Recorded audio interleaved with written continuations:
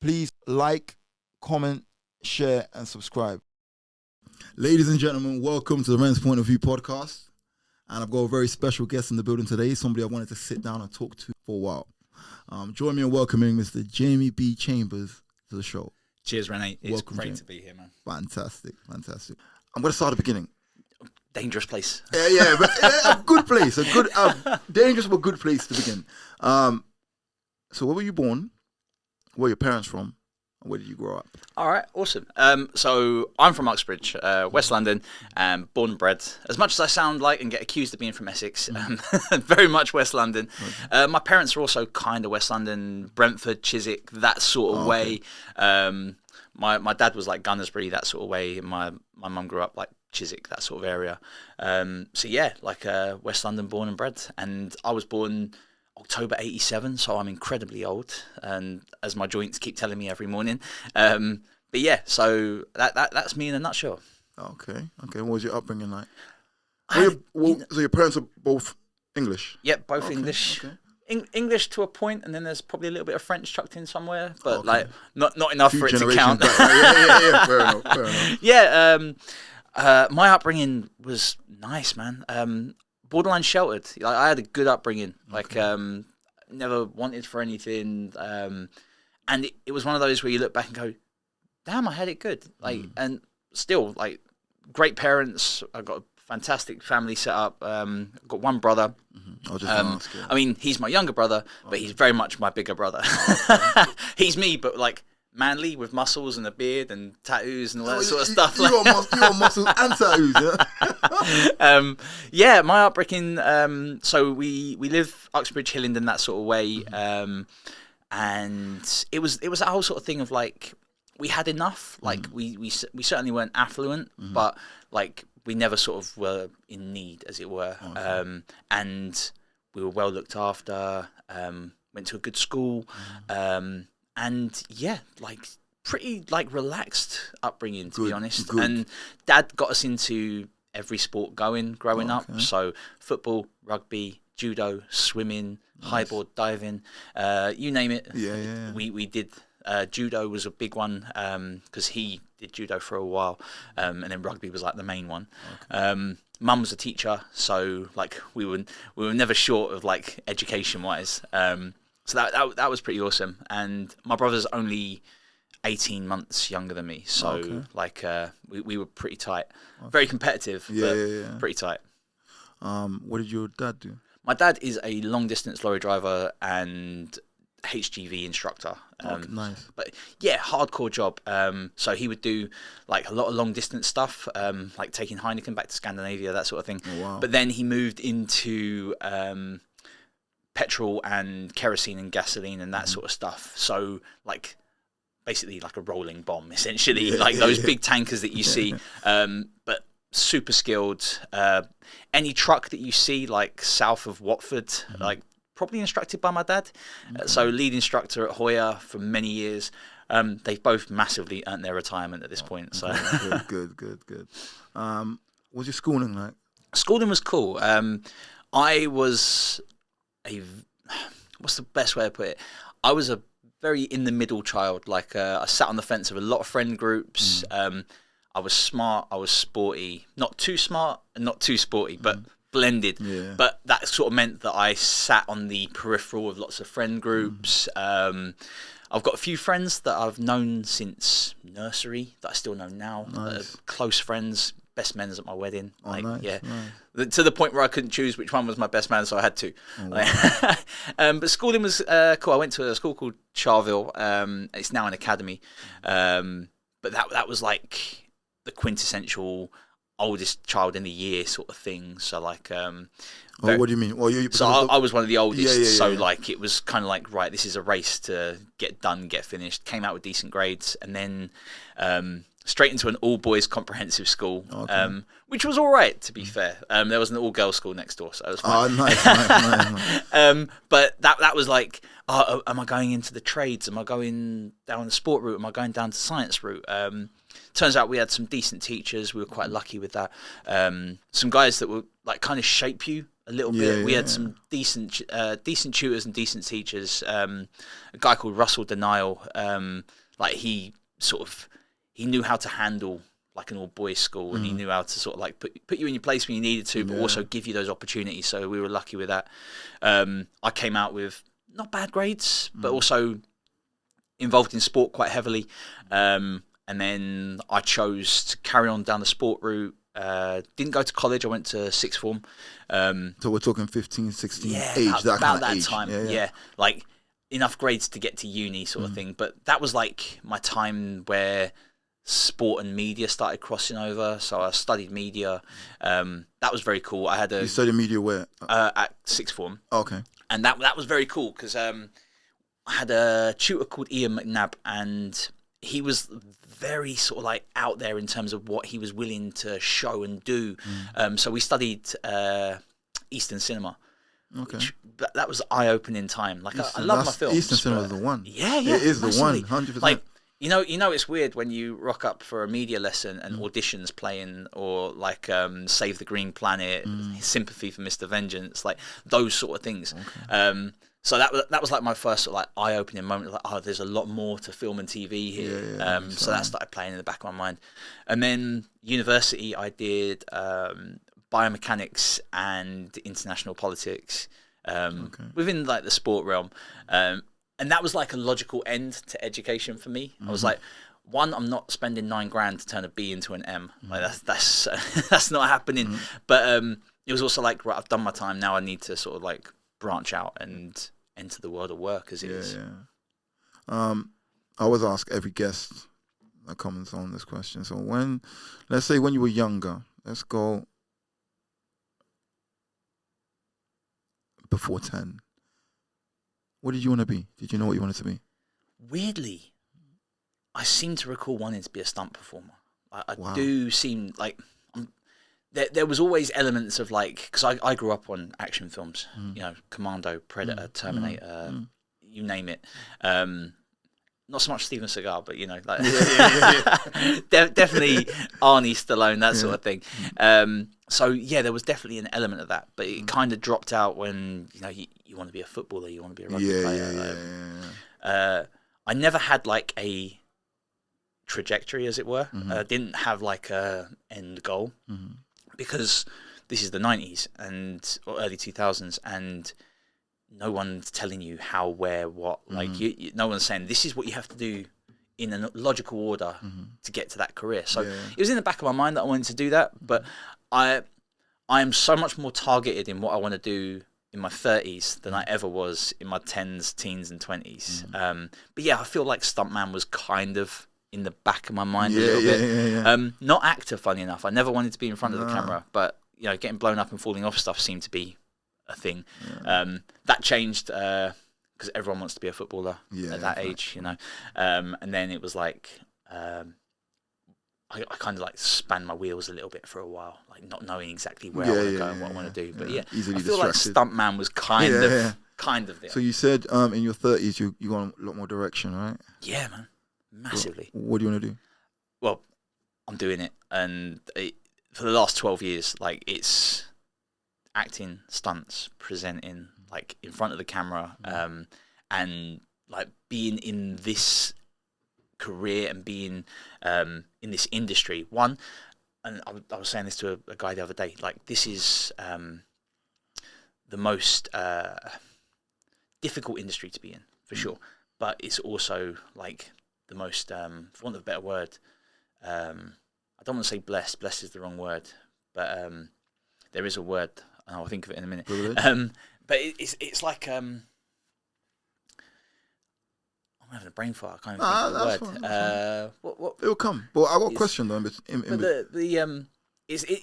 is the most blessed in terms of you get to be working all day in a career that you love with great people. You very rarely meet people that you don't get along with, and also on top of that, privilege. There you go. I got it. Yeah, I did under my breath just say privilege. Yeah, you didn't hear me. You didn't hear me. But I said 100%. All right. Privilege. See, if we wear a microphone, headphones, we'd have got away with that. Yeah. So, in answer to your actual question, I say this a lot of times.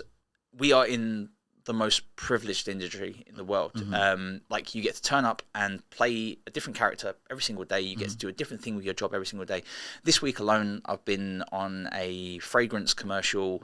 Then I was on a podcast for Formula One. And it's, like I say, it's something where it's incredibly hard and there's a lot of hustle to it. But you make your own luck in this industry. And what I want to do is exactly what I'm doing now. I can honestly say I've never had a traditional job. I think I had a job as a barista for a very short period of time. I was terrible at it. And I mean, like, to the point where, like, any way not to do the job, like that sort of level of bad. But I'm not cut out to be in an office. I'm not cut out to sit still in front of a computer for hours. I just on do end. one thing. I mean, I've probably got undiagnosed ADHD or something. But but yeah. So what I want to do is what I'm doing. It's been a weird path to get there. But in terms of, like, at 10, I didn't have that laser focus. I didn't have that, like, this is what I'm going to do and this is how I'm going to do it. But early mid 20s, like, sussed it out. I mean, it took some other things to happen to get there, but definitely got it sussed at that point. I'm gonna blow your mind. I got a guest I'm working on right now. We spoken off camera. He knew. Oh yeah. I swear to God, he knew. Really? Yeah. Really? Seriously. Oh, okay. I'm gonna get him on. I need to understand how he knew. Like, he knew exactly. That's a level of luck and a level of, like, knowing that is incredibly rare. That's what I'm saying. I mean, you think when you're pre-teen, you're getting bombarded with science and maths and English, and then all your sports, all your hobbies, all that sort of stuff, and you never quite get one single focus. I couldn't have imagined. But to know at that age, that's incredible. He knew, and he's doing it now. And we're trying to get a slot booked in at a time. Because all I want to do is pick his brain. Yeah, I need to know how you knew. Like, you have to do that 100%, because that's huge, because that gives you 25 years to, like, 30s when you're sort of in your career prime to do that whole run up. Exactly. And to stick with it as well. I'm to stick with it. You know, massively jealous of that. Yeah, same as that. That's a big thing, like, sticking with it. You've also sort of gambling analogy, but you've got to kind of know whether to stick or twist. And there's times where I consider myself quite lucky in terms of the fact that I twisted at the right time. And, like, I was in a career that I'd worked hard for, like qualifications and CPD and all that sort of stuff, and I'd done it and I was doing it and I hated it, like, to the point of getting up and going, this is the worst. Like, you can't do that. And I was finding any reason either to be sick, to be off work, to not give my full. And that was the thing. So, like, 12, 13 years ago, it was like, got to make the jump. And no safety cord. You can't. If you're going to make that change, you can't do that with a plan B. You can't be committed. You can't be fully committed with a plan B. To quote B. Will Smith, there can only be a plan A, because plan B will distract from plan A. Correct. You know. Correct. We'll go back to what you said initially. You said it's a difficult industry. So you said, we talked about privilege. What's the difficulty? From your perspective. That's the real Jekyll and Hyde about working in film and TV, because there are so many cliches that you say them in conversation, they just sound like you're sort of blowing off the industry a little bit, but it is that whole sort of thing of, like, there's feast and famine. Like, you will work for, like, 6 months square, and then you go silent and nothing happens. And then last year we had the actors strike. That killed everything for about 9 months. And I massively stand by the whole anti-AI thing. I think that's a big part of it. Technology in general, in terms of film and TV, it's becoming such a difficult area and such a legal, political, social landmine that it's very hard to navigate, and it's a minefield of problems. I know directors and producers that are actively investing money into AI actors. There's whole companies devoting to artificial presenters, artificial avatars. In what sense? A whole new person, or the likeness of somebody else? Both. They can generate a likeness, or they can take someone's likeness for a buyout. So you can turn up at a studio, they can buy out your face, your body, and And what they then do is they have adaptive generative AI that can move your mouth and your eyes and even your head movements, hand movements. I got shown a video a couple of weeks ago, and he was a friend of mine was like, watch this. And it's a lady talking about a wedding company. And he then told me at the end of the video, she doesn't exist. Wow. And it was, she was sat off to an angle, hand movements, gestures, readjusted. And he said, this person doesn't exist. The voice is AI adaptive, generative AI. It's a created image, and it was beyond the uncanny valley. So in terms of this industry being difficult, we are already at a point where that discussion in itself, I mean, that would take hundreds of hours to discuss. But it's also, as a performer, you have to make your own luck and you have to make your own work. I massively respect the fact that I've got representation. That is huge, because Spotlight have the monopoly on things, and that's a whole different thing. But having an agent is great, and having representation to look out for you is great, and unions. But you've got to go and put yourself out there. And this might be the same for yourself. Industries have moved on so far now, and it's not just film and TV. It used to be, and this is like our granddad's generation, it was what you knew was enough. Like your CV was enough, your skill set, that was enough. Then it sort of moved on a bit, and it was like, who do I know? Like, who can I put that CV in front of? Who's going to open the door for me? It's moved on again. It's now who knows me. And that's the biggest part of it, because who knows me means you've got to be self-promoting, you've got to be self-aggrandizing, you've got to be hence the LinkedIn's promoting, LinkedIn, Instagram, not so much Twitter. I mean, Twitter's died a death at this point. But those two, especially LinkedIn and Instagram, like no one asks you your phone number anymore. What's your Instagram? What's even LinkedIn? if you go onto LinkedIn, it's like, who knows this person? Yeah. The first thing you're going to look at is who knows that person. And straight on Instagram, straight on LinkedIn. Exactly. Yeah, exactly. Because that's how you verify is someone who they say they are.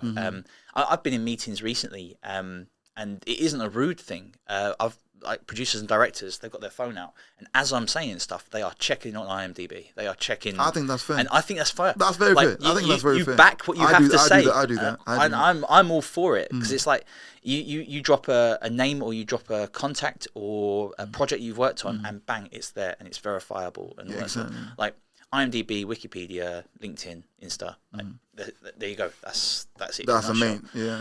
But in answer to like your initial question, it's become difficult because it is oversaturated. Everyone and their best friend wants to be an actor or wants to be a performer. So that is huge anyway. So directors, producers, cast directors have got a huge choice of people.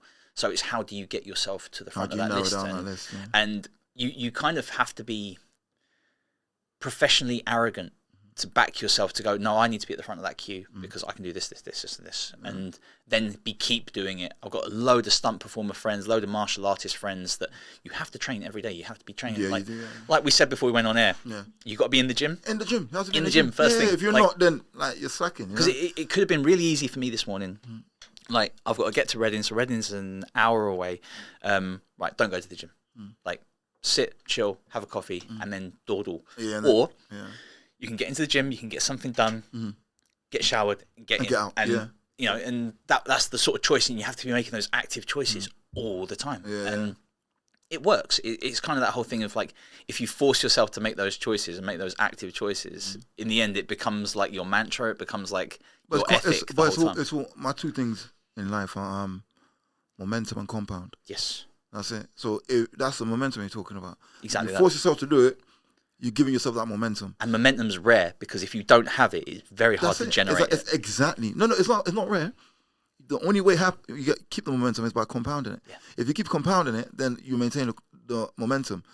And the more you compounding it, the more results you're going to get out of it. You know what I mean? That sort of bleeds into one of the things that I sort of think about is it takes 3 weeks for a habit, and it takes 3 months for a lifestyle.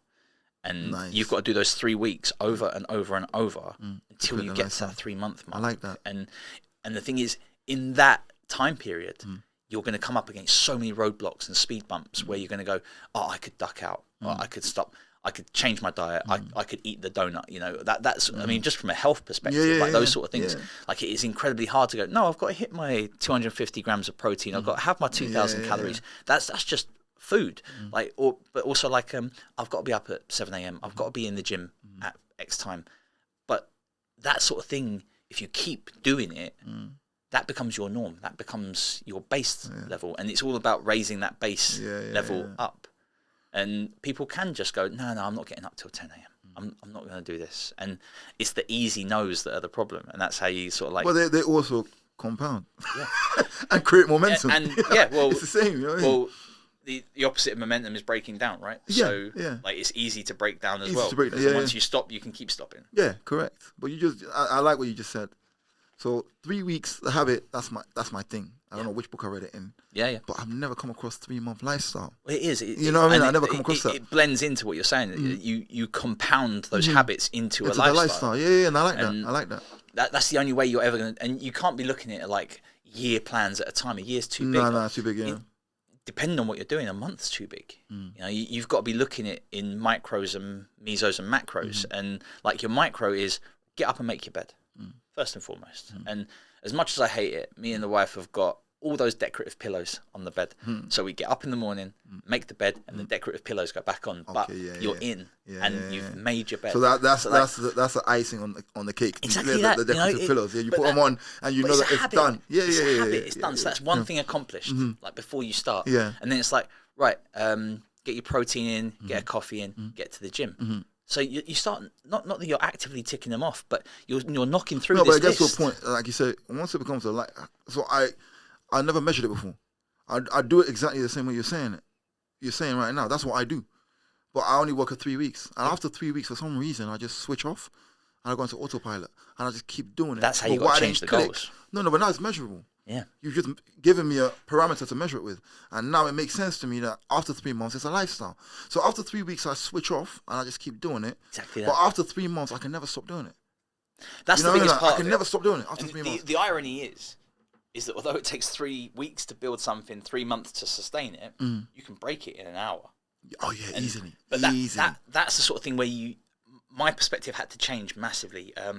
Like I don't particularly drink, I don't smoke, and I've never partied. So like all those sort of things are not really a thing for me, but food is. Okay. And I had a big crutch with junk food for a very long time. Still do. Yeah. Like every now and again, willpower's like, you've looked at that donut 7 times. Like I was on set the other day and I was waiting to go on, and one of the ADs walks around with donuts, cakes, chocolate bars, and I was like, I've said no 7 times in the last hour.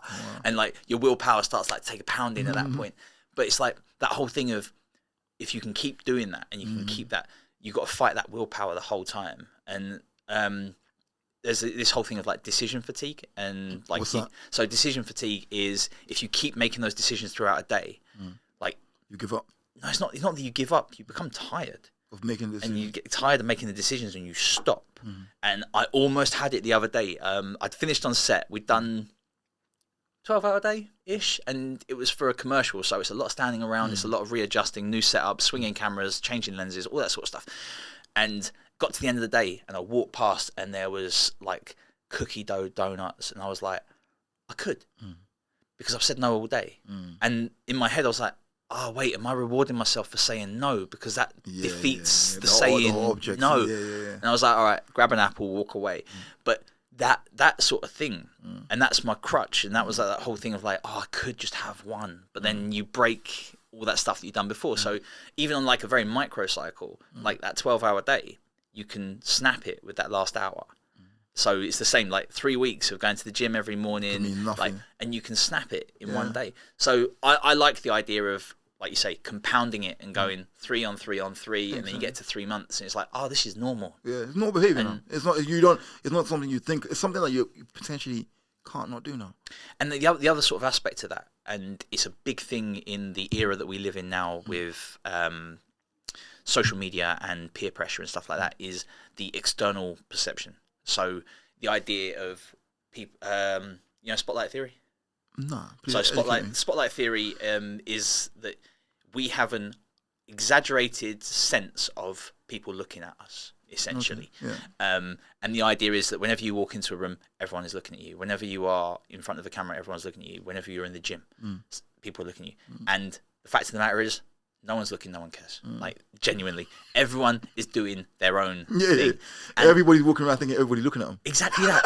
And it's literally the opposite. And as soon as you throw that out of the window and you stop worrying about the spotlight and you just get done what needs to be get done for yourself, that's the biggest part of it. Like, I do a couple of things that make life food-wise very easy for me.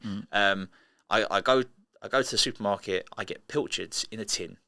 And it's like 300 grams, but there's 70 grams of protein in that tin. And for me, sitting in the car, chowing down on some pilchards, that's quick maths for me. It's quick protein, and I'm done. But to the external, that guy's sitting in his car eating fish from a tin. Yeah. And the external kind of puts you off because you're going, oh my God, people are going to look at me in the car park after the gym, and I'm just chowing down on this tin. No one cares. No one cares. No one's looking. No one. And it's not that no one cares in a bad way. It's because everyone else is doing their own thing. I think it's what you said. I think everybody else thinks everybody else is looking at them. Exactly that. So you lose that perspective. I'm thinking, oh, they're looking at me, but exactly. And you're thinking everyone's looking, but nobody is. Yeah. Lose that perspective, and it works wonders because immediately you start going, no, I'm getting this done for me, and I'm doing this for me. You haven't got to worry about that. So it's the same in the gym. Like if you're working on your lower chain and it's leg day and you've got to do hip thrusters to get through your workout, do the hip thrusters, all right? Yeah. It doesn't matter if every influencer on Instagram is doing it for a different reason. I was in there earlier thinking the same thing. I had like one set of something I had to do, and I hate it. But like I said, I'm counting up to 10. So you know the bells. So I got bell in between my leg, and I'm all the way up. I'm back down. I'm up to like 6, 7. I'm saying to myself, looking in the mirror, saying, just stop at 8. I was like, nah, but you're just getting to 8. The little voice is horrible. 10. You must get to 10, yeah? It's always that little voice. Two more, yeah. I'm being serious. 2 more. I was like, okay, put my legs into it. Whoo, whoo. And then I did it, and I was like, yes. Yeah. I was happy for it. Exactly that. And like, I haven't done it for a couple of years because of COVID, but I used to put a post out in January every year and just say, look, if you're worried about going to the gym, or you don't know how to go to the gym, or haven't got someone, I'll do your first few sessions with me. Just join my gym and come and do some sessions. And it worked out really well. Like one of my mates' brothers was trying to get into the gym, so he came and worked out with me for a few weeks. But it was that whole thing of, I can't do that, people will look. And I just have to go to him, watch this. And I'll rock up in a bright pink t-shirt and like just do the most ridiculous workout. No one bats an eyelid because no one cares. And it's not that no one cares in a bad way. They everyone's on their own path and doing their own thing. So yeah, that translates. I mean, I know I'm using the gym as like a reference point, but it works everywhere. Like I say to actors and performers that I work with, like, give me an 11 on this take. Like, go over the top, go mad. Because what we can do, we can always bring you back down.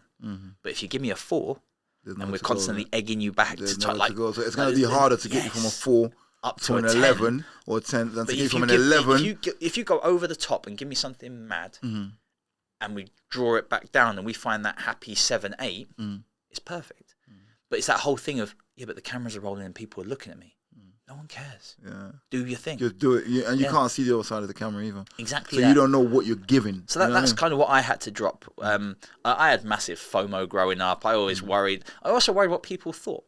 And that was something I didn't ditch until I was well into my late 20s. Like, actually, I'm going to do it because I want to do it anyway. It doesn't matter what that said it is, but it's the fact that I want to do it. So something that I'm going to start learning, and I wish I'd started learning it earlier, is to sing. And my music is very choice, shall we say. Like metal, thrash, industrial, EDM, like basically very screamy. But it's that whole thing of, I'm not learning this because of an external perception, like an external perspective of what people will think. And it's like, okay, well, you haven't done that for everything else, so why are you doing that for this? So it was that whole thing of, all right, fine, let's find a teacher, let's find a mentor and do it. But it was that whole thing of, you have to get over that external perspective and then throw it away, chuck it in the bin, because the people that I look at, like the bands that I listen to, they all must do it. They all must go away and learn. You have to get lost in the art, innit? Precisely that. I mean, there's a book called The Subtle Art of Not Giving a Fuck. Yeah. Have you read it? Yeah. Big fan. It's not bad, is it? Not bad. Exactly that.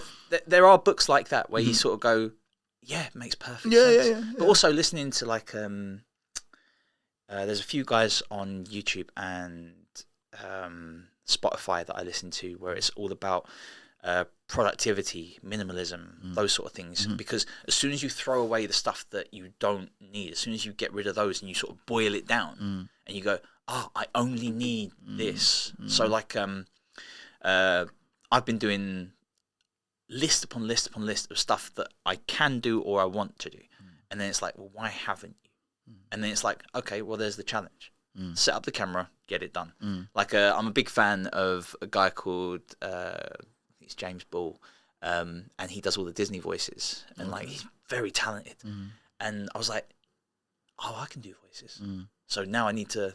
So like I start setting up my year, on impersonations, impressions, all that sort of stuff, because just dropping that perspective out and going, I'm going to do it anyway. You know, that's the part time. of it.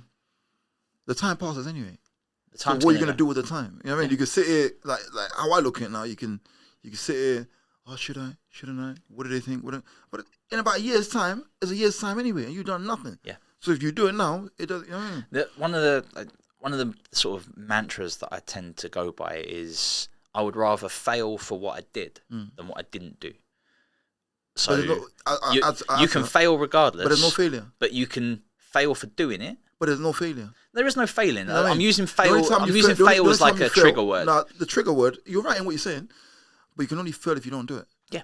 You know what I mean? Because lessons learned from doing it are something completely different. Exactly that. You know what I mean? Like, so I wouldn't be here. I wouldn't be doing this podcast. I wouldn't be in the job that I'm in. I wouldn't have met the people that I've met if I hadn't risked it in the first place. Yeah. And that's a big part of it. So I had to know. I'll take my hat off. I saw you on live the other day, and I was like, "Oh, is that him? Yeah, that's him." And I'm watching it. That's something. And I'm thinking, like, you're talking about a risk, bro. You need some big cojones to do what you're doing there. But you know, seriously. I'm quite. I was sitting there thinking, I'm looking at it thinking, like, he's on the fly. This is mad. Like, that's what I said to you about my P's and Q's, because like that was a big thing for me. Like just doing live in the first place in.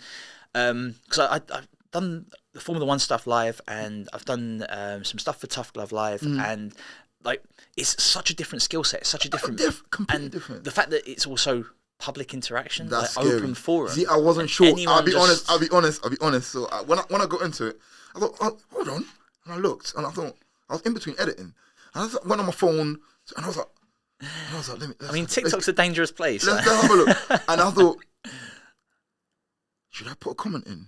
I didn't know if it was scripted. You should have, man. No, but I didn't know if it was scripted. I didn't want to throw something in there. And you know, that's my anxiety then. Yeah. So what I was thinking is, if that was me basically, I can't imagine how I could do that live. Does that make sense? Yeah, I mean, my one would have to be tailored. Live's an interesting one for me because it's a challenge. Challenges a whole new skill set because you don't have that script, you don't have anything to work with, and you have no safety net either. But you got flow. Like all you've got as a safety net is your producer going mute. that's literally your safety net. Yeah. But that for me, I love those 4-6 hours a week of like live work because it's a new challenge every time. You don't know what room you're going to be in, you don't know what the people you're going to get, and also like I'm much the opposite to you. I'm not a salesman by heart. That's not my natural like sort of mode to be in. Yeah, so like again, I felt to differ. I'm being serious. But it was a challenge. I'm being serious. It doesn't.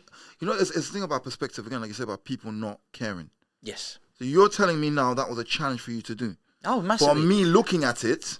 I mean, I've been doing it for months at this point, but even months. You look. It just looked like it's normal. It's just like I couldn't imagine it. Imagine it. That for me, one, I kind of love the brand. I think it's really fun. It's really viral, and it's great to do. Because I also do all their content creation. Okay. So we've created a character that's kind of like Bricktop from Snatch, but it's all about the product, which is kind of cool. But that was the only thing that was a real scripted moment. The rest, I just had to learn what it was and then play with it. There's product knowledge. So product knowledge kind of worked with that. Don't get me wrong. I mean, I'm not looking to be on TVC or anything, but like that's it's fun and it's a challenge and it's different and it keeps you sharp because doing it live. That's what I was gonna say. Is so different from going on to pre-recorded podcast or even like doing your teleprompter style stuff. Like teleprompter stuff now has got to the point where I can knock most things out really quick. Not in an arrogant way, but I've just nurtured that to a point now where teleprompter rolls and that's it. Right, we're in, nail it, get it done, and then that's off and gone. Next, you know, you can kind of treat that like self tapes at that point. Okay. You can sort of get in, know your script. I do pre-rehearse the scripts, but you could actively have those scripts running, never seen them before, and walk in there. Well, you could walk in and knock them out. You could. Yeah. From you telling me that was difficult, but what I saw didn't look difficult. Yeah, you could do that. I don't think everybody can go in there and do that. In all fairness, live and talking to camera as opposed to like talking off camera. Like it's a different skill set, and like you spend a lot of time, whether it be at drama school or in like sort of professional acting environments, avoiding the camera. Like you're in the moment, the camera doesn't exist, that sort of thing, and then suddenly you're down the camera and you're down the pan, and that's looking at you. Very different, and suddenly it's like, right, well, my eyes can't move now because I need to be here, talking here, and engaging with people, and I think it's a great skill set that people sort of undervalue when you look at live streamers and things like that, because they're not running from a script. And there's a few Formula One podcasters and streamers that I watch, and I go, "You're doing this direct to camera. There's no way you got a teleprompter running because this is smooth." And I go, "Oh, you know your stuff. That's the biggest part of it, knowing your stuff." And there was a guy. I think it's Cage Built, and he said there's a difference between being an expert and being an authority. And essentially what that is, an expert can read from a book and can tell you what this is and why it is. The authority knows it off by heart, but it can also say, this is for this part and this is for this part. And that was the biggest part of it in terms of doing anything in film, TV, presenting. Be the authority. Like, know your stuff back to front, upside down. Again, that is sales again. Yeah. What you've just said. So, a good salesperson is an authority. I'd say so, yeah. You know what I mean?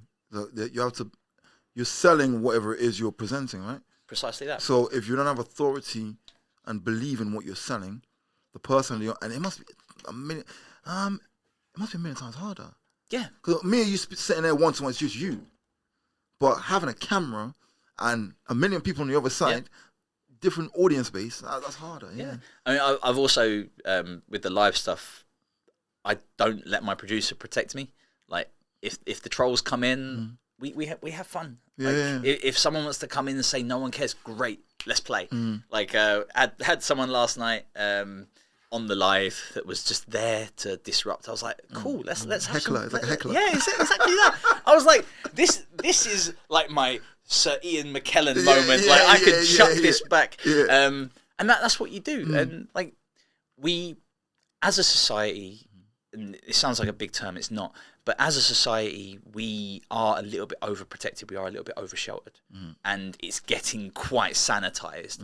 We should be able to chuck things back and forth. We should be able to fight opinions and perspectives, but not because anyone's right or anyone's wrong, but we could be looking at this and I could be looking at a 6 and you could be looking at a 9. And you can argue blind that it's a 9. I can argue blind that it's a 6 because perspective and opinion. But we should be allowed to do that. No one's right, no one's wrong, but it's there to be done. And we don't get that as much anymore. No. I look at it on like mostly sports podcasts, to be fair, where people will swear Arsenal are the best thing since sliced bread. And they'll go, yeah, but Liverpool and City are going to walk it. And you sort of go, cool, no one knows. We've still got 6 games left. And you can have that argument. But the Arsenal fan thinks they're right. The Liverpool fan thinks they're right. But no one's willing to sit in the middle and go, opinions. I mean, that's a football reference. That's football reference. It might not be the best reference because there's a bit of arrogance with football, you know. I try to avoid football if I can help it. Do you follow football or not? I enjoy watching Brentford. Oh, okay. I was a Chelsea fan growing up, but I was a Chelsea fan in the era of like Dennis Wise, John Spencer, Kevin Hitchcock, up to about first Mourinho era. Like, so Damien Duff, Drogba, Lampard, Terry, and then that team, that club lost its identity. And for me, it was like, I was on a Chelsea podcast recently and I just sort of said, it's not the club I grew up with. And not in a horrible way, just the money changed the club and the turnover of players changed the club, and you can't invest your time and want in that. Which is why I'm a rugby fan and why I support Leicester Tigers. Because they have a heart, they have an identity, and it hasn't changed. And that it doesn't matter which players come and go. It's the same. You keep that heart process. Yeah. So, what's your process in front of a camera? Okay. So when I started out, I went in blind, and it was a shotgun mentality of I will blag it, and it was that whole Tom Hardy thing of like just fake it until you're there, and that worked for a few years, and I like stumbled my way through, and then I went into like my mental toolkit, and I had nothing left. I was doing a little proof of concept film called Hurt, and it was dealing with some quite hard topics that I won't bog the podcast down with, but essentially meant my character crying on camera. And I was like, I've done this a couple of times before, but I've got nothing left. I've got nothing to play with. So I cheated that time because I just watched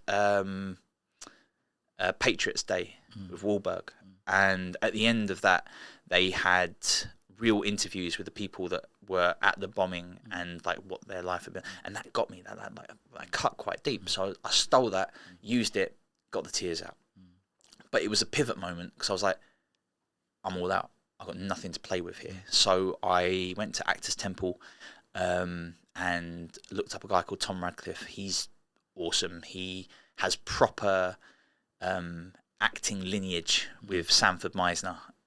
He was in LA working underneath the man, and essentially had first-hand knowledge of how to have a specific way of working on film, but it was modular. It was like I say, a toolkit. So I studied Meisner technique at Liverpool Street, and that was an experience in itself because I went in with a lot of bravado and I wouldn't say arrogance, but I was like, yeah, cool, I can walk in, I can do this, I can act. He dismantled me, and I say that with huge respect. Like, he knocked down barriers and like reasons why I couldn't emote and stuff like that. He was like, you're protected, you're hiding, and this is in front of like 28 other people. And, like, absolutely dismantled me, but it worked. Because at one point, he had written down on a piece of paper exactly what he thought of me, like brutally, and he ripped it up. And he said, right, this is what I think of you. He put it on this desk. And this is in front of like 20 other people. And I was like, okay, I kind of want to know. And I'm working with another actor, and their job is to keep that note off the table. My job is to read what's on the note. And we have to be repping back and forth. So we're just chucking words back and forth. And I find this amazingly funny because I've got to a point where I can almost read the note, and the other actor just went, and off it goes, and I wet myself laughing. I was like, that is the funniest thing ever. That is brilliant. And he went, and Tom sort of stopped the practice. He goes, what is wrong with you? That should like anger you. That should annoy you. I was like, but it doesn't. It's funny. Yeah. Like I'll find out at some point what you actually think. Exactly. But he was like, no, that's the problem because that's not real. Like, you're finding the comedy, but you should be. And it was things like that where you. So the task at that point is to bring out the emotion. Yes.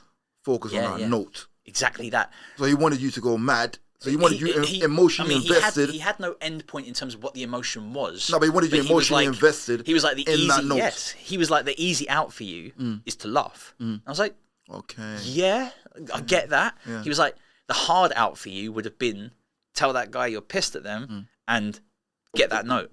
And that was like the start in the building blocks. There's some cool stuff with Meisner where you do stuff called rep, where it's just one word back and forth. And it's like, you have brown eyes, I have brown eyes, you have brown eyes, I have brown eyes, you're annoyed at me, I'm annoyed at you. And you start... So what do you mean? So you say one word, I say another word? Kind of. But it can be statements, it can be anything. But the idea is you keep throwing it back until you get a natural urge to change what's being said. So when you pick, like you just took your eyes away, like that sort of thing. No, I'm just trying. No. That's what it would be.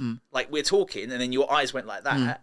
I would say that, and and that changes it. And then you'd go, I took my eyes away. You're So uncomfortable. I'm uncomfortable. we repeat the same You thing. rep back and forth. The same thing.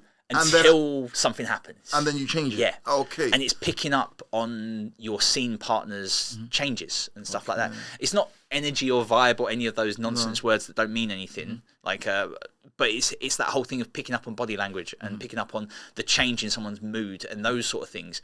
And that worked. And then suddenly I looked at my toolkit and I went, oh, I've got some stuff to play with now. Okay.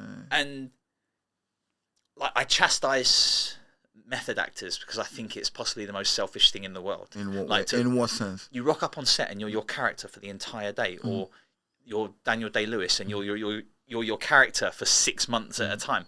Could you imagine living with Abraham Lincoln for 6 months? Like, like that sort of thing. I find it. How do you get out of the character? That's the question. Well, I mean, you've If only got to you look at like Sacha Baron Cohen and Austin Butler and go, you get lost in the character and you never come out again. You never come out of the character. So for me, it was like, I need to be able to pick this up, play with it, and put it back down again. Like, here action, right, we're in, we're going. Here cut, we're out. And then, like, put it down, back to messing about on set, like, annoying the DOP, whatever I'm doing. But so I took things from Meisner and went, oh, I can use this forever.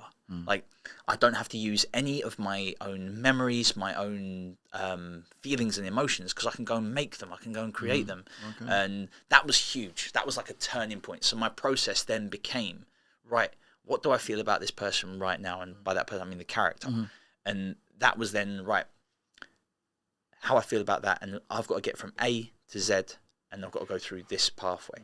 And then that became my acting process. Like, it became a whole thing of I don't meticulously write notes on my scripts and stuff. Like I tend to have like a couple like pencil notes, and then it's always going to change on the day because you're always going to bounce back and forth with someone, and then also you're going to have a director going, no, this ain't working, scrap it, we're moving on. And you know, things like that happen all the time. So I kind of developed this adaptable process where it was like, I can get this to a point, and then it's malleable, it's changeable, and I can then, like things like if I wanted to dislike someone, oh, they drown puppies or something, or if I really like them, oh, they give loads of money to charity, and it is, you know, that balancing act.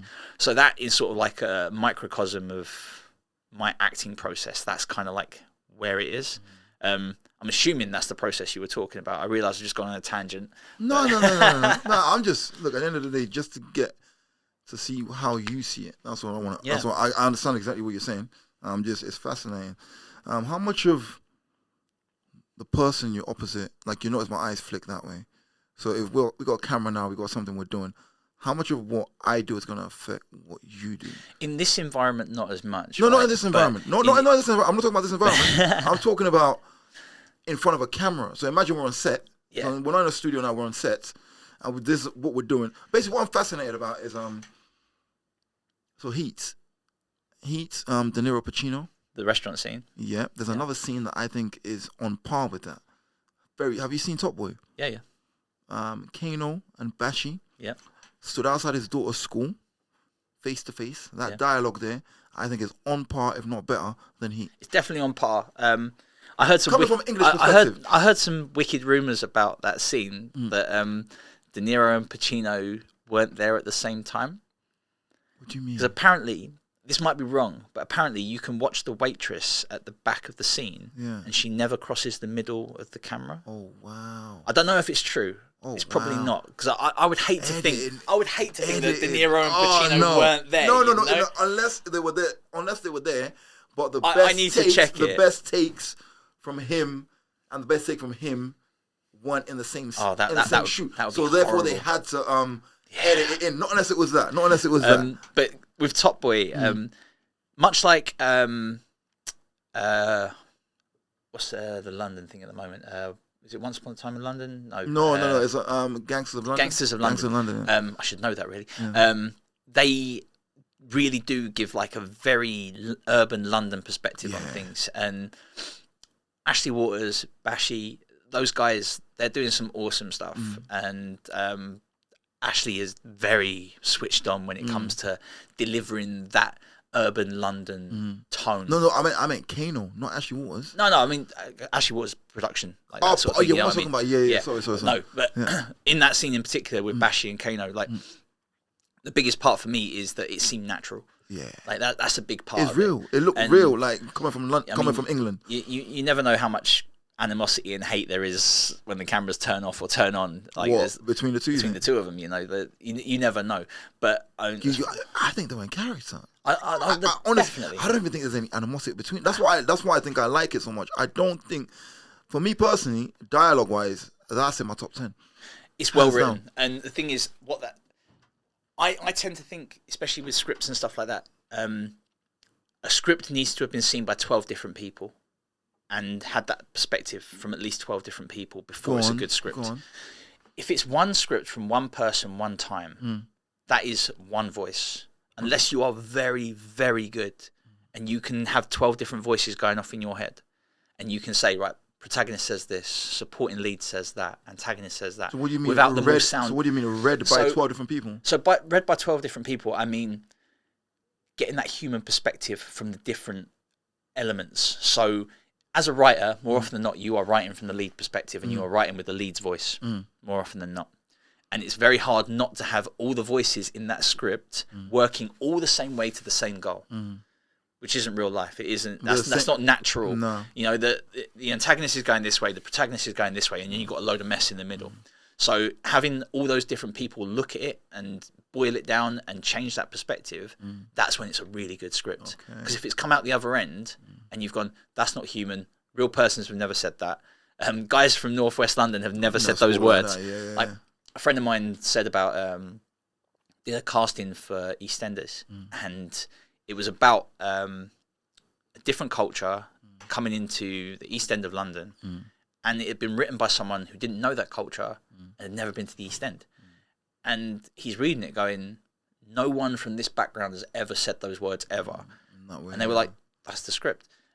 But you look at stuff like Top Boy and Gangsters of London, it's been seen by people that do talk like that do have... Same with Snatch, Lock, Stock, Layer Cake. Yeah. You look at those and you go, that's not pastiche, that's not comedy, that's how these people speak. Like, there is that sardonism, that sarcasm, and that whole sort of like dry palate comedy that comes from it. And the thing is, especially like we're talking about with Kano and Bashi, like there was elements where, you know, are they being dry, are they being cold, or is this like exactly how it would be in real life? You know, I'd be 100%. That's exactly how it would be. Exactly that. Like looking at that dialogue between the two of them, that's a top level acting. Completely Especially agree. as you said, imagine there's no animosity. Yeah, the camera's kind of, hey, what are you saying, man? You could exactly that. You know what I mean? Exactly that's that. Crazy. That's absolutely crazy. I've been lucky enough, very briefly, to work with Bashi on. First time ever, we crossed paths for a brief minute at 3 Mil Studios on Cockneys versus Zombies. Very brief, like seconds. But on Beowulf, had a couple of scenes, and like he's just awesome to work with. He's just a great guy. He's just like very like powerful and very like to the point, but like he gets stuff done, and it's really impressive. So like, yeah, been lucky in that respect. I've been lucky across the board. Like the people that I've worked with and the people that I've been involved with in film and TV, they 99% of the time have just been great people, and you know, all working towards the same thing and just wanting to do the best they can with what they got. So I do define luck. You make your own. There's no such thing as luck. No, that's what I'm talking about. You know what? I won't now, because like tattoos, I have to sort of barter with my wife for what I can get. But I was gonna get 2 dice saying you make your own luck.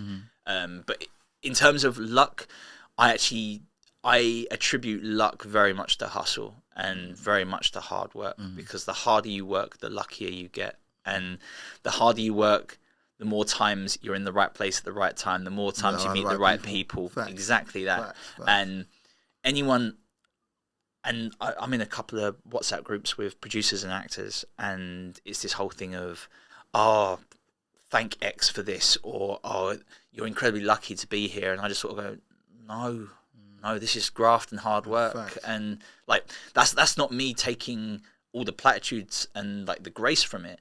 It's no, I did this audition, and then I met this person, and then we talked about this, and then I had to send this many self-tapes in, and then I did a live audition. That's graft. That's not thank anyone else. I add to that. The people that say you need to thank this and thank that, they want to diminish your understanding of your value. If they could do that, then they can get you.